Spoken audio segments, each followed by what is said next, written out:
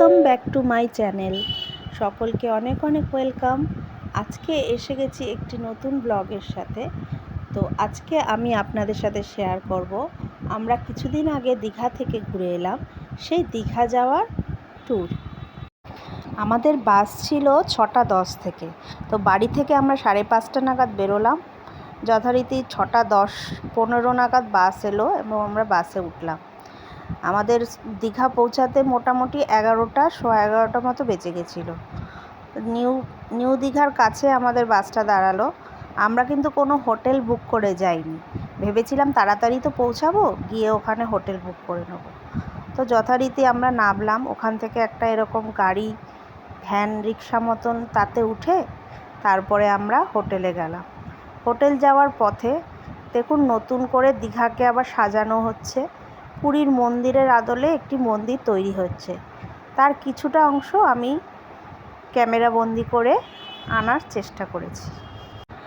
এই মন্দিরটি হয়ে যাওয়ার পর দীঘা পুরী দুটির স্বাদ এক জায়গাতেই পাওয়া যাবে, যার ফলে দীঘাতে ভিড় আরও উপচে পড়বে। যাই হোক, মন্দিরটা খুবই সুন্দর করছে, তৈরি হওয়ার পর আরও ভালো লাগবে।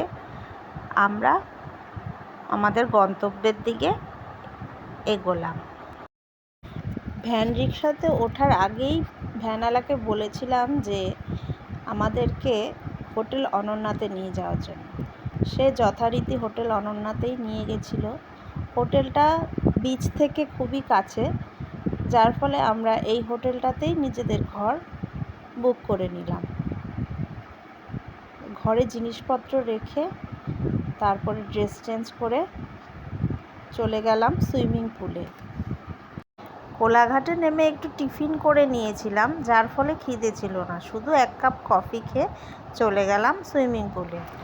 সুইমিং পুলে এসে চান করে রাস্তার যত ক্লান্তি ছিল সব দূর করে ফেললাম। আমি তো বহু বছর আগে সাঁতার শিখেছিলাম, তবে সেরকমভাবে সাঁতার তো আর কোথাও কাটা হয় না, তো ভেবেছিলাম হয়তো ভুলে গেছি। প্রথমে নামতে একটু ভয় পাচ্ছিলাম, তারপরে নামার পরে দেখলাম ঠিকই আগের মতো সাঁতার কাটতে পারছি।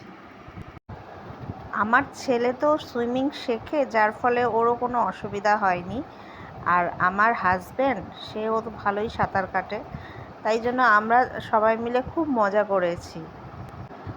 তবে হ্যাঁ, সন্ধ্যাবেলা আমার যা গা হাত পা ব্যথা হয়েছিল তার বলবার নয়। তারপরে পাশে একটি দোকান থেকে মেডিসিন সারা কিনে বছর খেতে পড়াশোনা, কাজ এগুলো নিয়ে ব্যস্ত থাকার জন্য সবসময় তো কোথাও যাওয়া হয় না। যখন একটু সুযোগ পাওয়া যায় তখন এরম একটু ঘুরে আসলে মাইন্ডটা বেশ চেঞ্জ হয়, যার ফলে খুবই ভালো লাগে। আবার নতুন করে কাজ করার একটা উদ্যম ফিরে পাওয়া যায়। আমরা চান টান কমপ্লিট করে চলে গেলাম হোটেলে খাওয়া দাওয়া করতে। খাওয়া দাওয়া করে চলে গেলাম বিচে। বিচে গিয়ে খানিকক্ষণ বসলাম, বসে একটু বিচের হাওয়া খেয়ে সারাদিনের পরিশ্রান্ত শরীর ঘুমে চোখ জুড়িয়ে আসছিল। তারপরে গিয়ে হোটেলে একটু বিশ্রাম নিলাম, নিয়ে সন্ধ্যাবেলা আবার বেরিয়েছিলাম বিচে। যাই হোক, আমার এই ব্লগটা এখানেই শেষ করলাম। পরের দিন কি করলাম সেটা একটা অন্য ব্লগে আপনাদের সাথে শেয়ার করব। আজকের জন্য এই পর্যন্তই। নমস্কার, বাই বাই।